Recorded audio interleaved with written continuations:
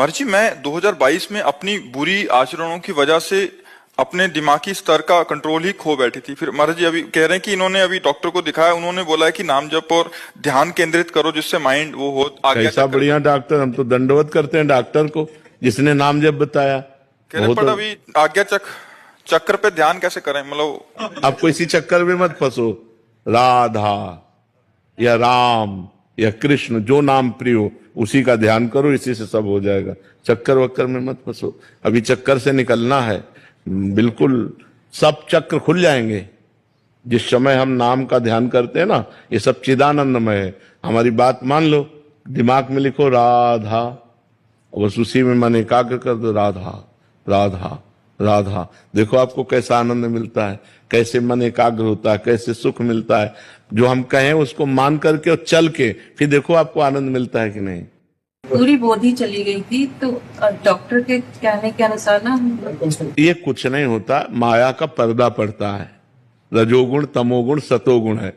तो तमोगुण का जो लक्षण है वो मूढ़ता है, प्रमाद है, आलस्य है, वो अंधकार है। तो उसमें लगता है जैसे बुद्धि खो गई। सतोगुण प्रकाश में है, रजोगुण थोड़ा सा ढका हुआ है।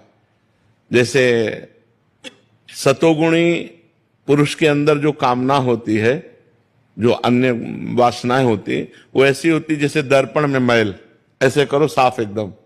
रजोगुण के अंदर जो कामनाएं होती हैं वो ऐसी होती हैं जैसे धुआं, काफी फूंको आग में तो धुआं खत्म, आग प्रज्वलित हो गई। और तमोगुण में होते जैसे गर्भस्थ शिशु जेर में ढका हुआ, ऐसे उसका ज्ञान होता है। तो हमारी जो बुद्धि है वो तमोगुण में जब चली जाती है तो मूढ़ता छा जाती है। बोले बुद्धि लीन हो, बुद्धि काम नहीं कर रही है।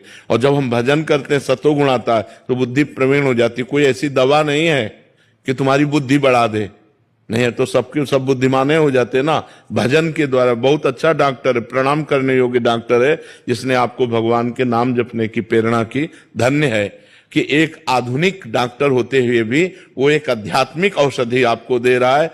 जासु नाम भव भेषज हरन घोर त्रैशूल, जो तीनों तापों का नाश करने वाला भगवान का नाम है, वो आपको जपना चाहिए। इसी से आनंद की प्राप्ति होगी।